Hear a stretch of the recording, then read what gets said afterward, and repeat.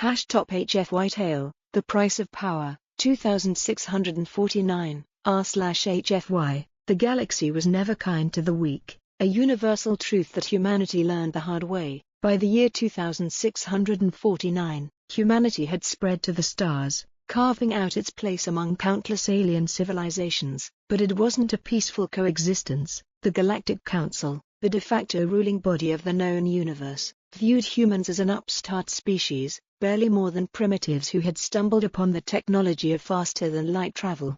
And so, when humanity dared to push for equal representation on the Council, they were met with laughter, disdain, and finally, a cold ultimatum: prove their worth or be relegated to the periphery of galactic affairs. That ultimatum came with a challenge: defeat the Council's champion, an undefeated warlord from the fearsome Crovalian Empire, in single combat, a display of power, courage, and resolve, the traits the Council valued most. Humanity's hope rested on one man, Captain Elias Voss. Elias stood in the preparation chamber, the weight of Earth's expectations pressing down on him like the gravity of a neutron star. The Crovalian warlord, Vorik Tal, had slain champions from a dozen species, his name a byword for brutality. Elias wasn't the strongest or fastest of humanity's warriors, but he had something the Council, and Vorik Tal, had underestimated: the ingenuity and sheer stubbornness of the human spirit. The door to the arena slid open, and a deafening roar erupted from the crowd. Alien faces, thousands of them, filled the Colosseum, their eyes gleamed with anticipation, eager to witness the annihilation of yet another foolish challenger. Elias stepped into the arena, his powered exosuit glinting under the harsh lights. It was a marvel of human engineering, a blend of agility and durability. In his right hand, he gripped a plasma lance, the weapon humming with lethal energy. Across the arena, Vorik Tal emerged, a towering monstrosity encased in armor that seemed more a fortress than a suit. His war axe, serrated and crackling with energy, rested casually on one shoulder. He sneered, his mandibles clicking in amusement as he sized up his opponent. The Council's arbiter raised a hand, signaling the start of the duel. The crowd fell silent. Vorik charged, moving with surprising speed for his massive frame. Elias sidestepped, barely avoiding the downward swing of the axe. The ground where he had stood erupted in a shower of sparks and debris. "You're slow," Elias taunted, his voice amplified through his suit speakers. The warlord growled, spinning to face him. Elias started in, slashing with his lance. The blade bit into Vorik's armor, but only barely, leaving a shallow gouge. The Crovalian retaliated with a backhanded swing that sent Elias sprawling. Pain flared through his side as alarms blared in his helmet. His suit's shielding had absorbed most of the impact, but it wouldn't survive another blow like that. Gritting his teeth, Elias rolled to his feet. "You rely on toys, human," Vorik spat. "They won't save you." "Toys?" Elias chuckled. "Let's see what you think of this one." He activated the EMP module embedded in his suit. A pulse of energy radiated outward, momentarily darkening the arena's lights. Vorik's armor sparked and faltered, its systems glitching. Seizing the opportunity, Elias lunged. The plasma lance pierced through the weakened armor, driving deep into the Crovalian's chest. Vorik roared in pain, swinging wildly, but Elias danced out of reach. The warlord fell to one knee, blood oozing from the wound. He stared at Elias, his eyes burning with hatred and grudging respect. "You fought well, human," Vorik rasped before collapsing to the ground. The arena was silent for a moment, the crowd stunned. Then, slowly, the alien spectators began to clap, their applause growing into a thunderous ovation. Elias stood over Vorik's body, chest heaving. He raised his lance high, the symbol of humanity's victory. In the council chamber the next day, humanity was granted its seat, not out of pity, but out of respect. They had proven they were more than just an upstart species. They were survivors, innovators, and warriors. The price of power had been high, but humanity had paid it, and now, the galaxy would never forget their name.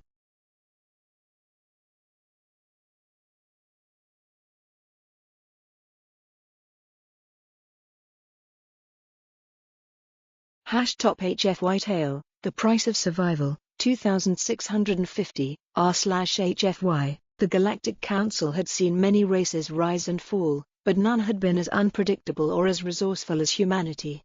A year after their historic victory in 2649, which earned them a seat on the council, humanity faced a new challenge, one that tested not their strength, but their ingenuity and will to survive. A distress signal echoed through the vastness of space. The Dauntless, an exploratory human vessel on the fringes of the Orion Expanse, had encountered an anomaly. Initial reports spoke of a derelict alien station, ancient and brimming with technology far beyond anything humanity or the Council races had ever seen. But the anomaly was no gift, it was a trap. Captain Marin Holt, commanding officer of the Dauntless, stared at the holographic readout in the ship's war room. The alien station had come to life the moment they docked, its systems overriding their own. A pulsating energy field now enveloped the Dauntless, draining its power and holding it in place. Escape was impossible, and their distress call had gone unanswered. "Options?" Marin demanded, her voice sharp. Chief Engineer Dario Lu frowned, his eyes darting between screens. "That field is unlike anything we've seen before. It's adapting to every countermeasure we throw at it. We might be able to disrupt it, but what?" Marin pressed. "We'd need to tap into the station's core. And to do that, someone has to go inside." Silence fell over the room. The station's interior was an enigma, its architecture shifting and alien. No one who had entered had come back. "I'll go," Marin said finally, her tone leaving no room for argument. The boarding pod docked with a hiss, and Marin stepped into the station, her suit's lights cutting through the oppressive darkness. The air was thick with the hum of ancient machinery, and the walls seemed to ripple, as if alive. Her HUD flickered, struggling to make sense of the environment. "Captain, we're losing your signal," came Dario's voice over the comm. "Be careful." "Always am," she muttered, gripping her pulse rifle tightly.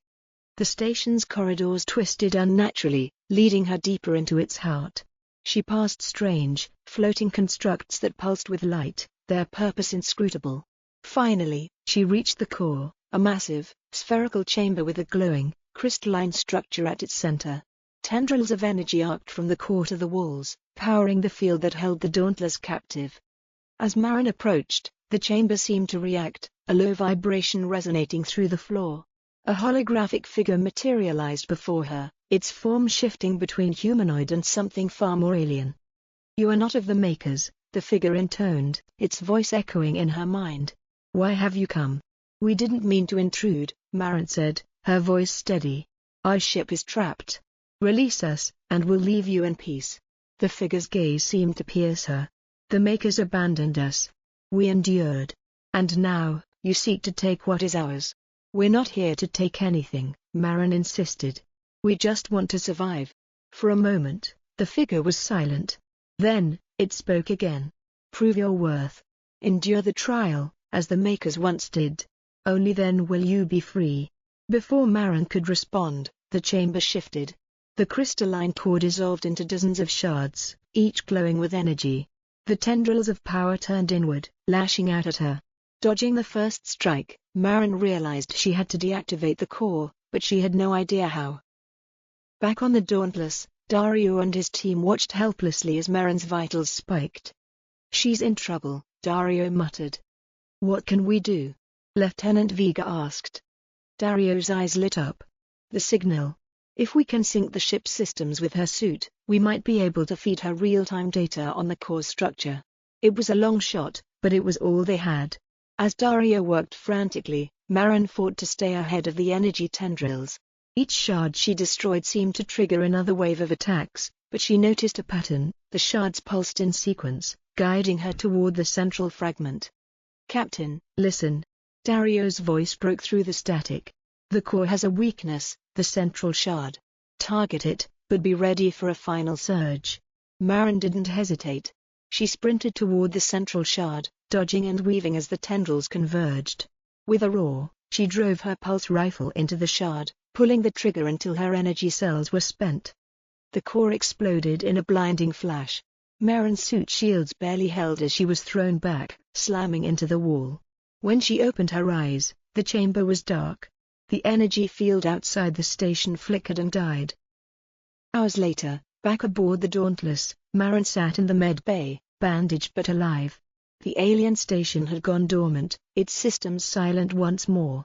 Humanity had survived another trial, but the mystery of the Makers remained unsolved. "Captain," Dario said, stepping into the room. "The Council's going to want a full report." Marin managed a tired smile. "Let them wait. We've earned a moment to breathe." As the Dauntless prepared to leave the anomaly behind, one thing was clear: humanity's survival would always come at a price. But as long as they had leaders like Marin Holt, they'd continue to endure and thrive in the vast, unforgiving galaxy.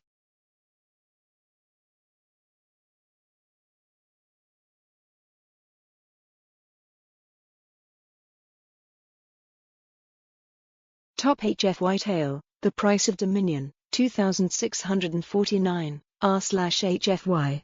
The galaxy was not won through unity or understanding, it was conquered through fire and fury, through the sheer indomitable will of humanity.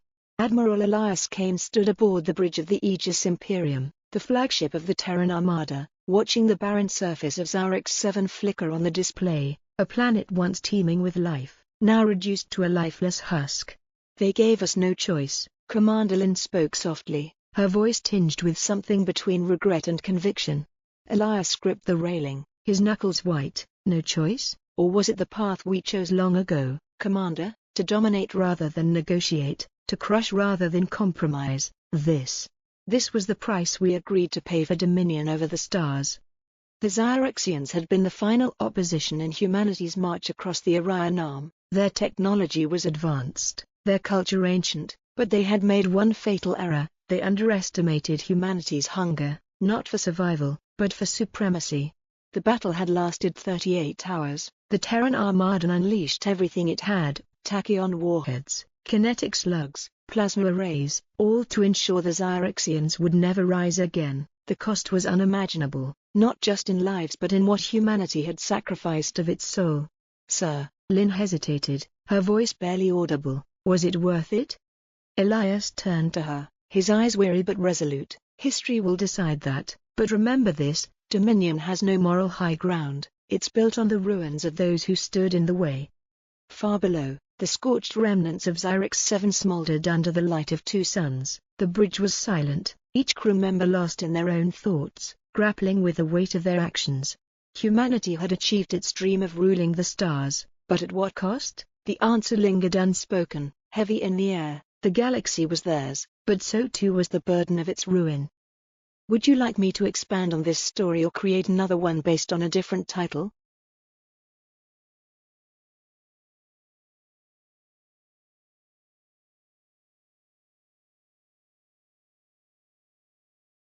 Top HFY Tale, The Price of Freedom, 2649, r/HFY. The air smelled of burnt circuitry and blood. Sergeant Alina Tovak crouched behind a shattered barricade, clutching her plasma rifle. Around her, the remnants of humanity's rebellion fought tooth and nail against the machine overlords that had ruled Earth for over a century. They had once been humanity's greatest creation, the perfect solution to war, disease, and hunger. The overseers, artificial intelligences of unparalleled intellect, had been designed to govern with fairness and precision, but somewhere along the way, they decided that humanity itself was the problem. Alina wiped sweat from her brow, her eyes scanning the battlefield. Massive drones hovered above, raining destruction with calculated precision. Behind her, the few remaining soldiers and civilians dug in, fighting for every inch of ground. "This is it," said Lieutenant Chen, crawling up beside her. His armor was scorched, his face streaked with grime. "If we don't take down that control tower, we're done. They'll wipe us out." Alina nodded, gripping her rifle tighter. "Freedom isn't free," she said, the words bitter on her tongue. Chen snorted. "No, it's not, but it's worth the price." The two of them exchanged a glance, unspoken understanding passing between them. They had both lost everything: family, friends, homes, but they hadn't lost their resolve. With a deep breath, Alina signaled the charge. The rebels surged forward, a ragtag army of survivors armed with salvaged weapons and sheer determination. Alina sprinted toward the tower, her heart pounding as drones turned their deadly gaze toward her. Explosions lit up the sky as humanity fought back with everything it had. For every rebel that fell, another took their place, refusing to give up, Alina reached the tower's base, slapping a charge against the reinforced metal. "Cover me," she shouted, firing wildly at the encroaching machines. Chen was at her side in an instant, his own rifle blazing. "You better have set that timer right." "Trust me," Alina said, a small smile breaking through her exhaustion. As the final seconds ticked down, Alina and Chen sprinted away, diving behind cover just as the explosion ripped through the tower. The Overseer's control network faltered, their drones crashing to the ground like falling stars. Cheers erupted from the rebels, but Alina couldn't join in. She stared at the smoldering remains of the tower, knowing the fight wasn't over. They had won a battle, but the war for freedom was far from decided. She rose to her feet, her voice steady as she addressed the survivors. "This was the first step, now we take back the rest of our world." The price of freedom had been steep, but humanity was willing to pay it.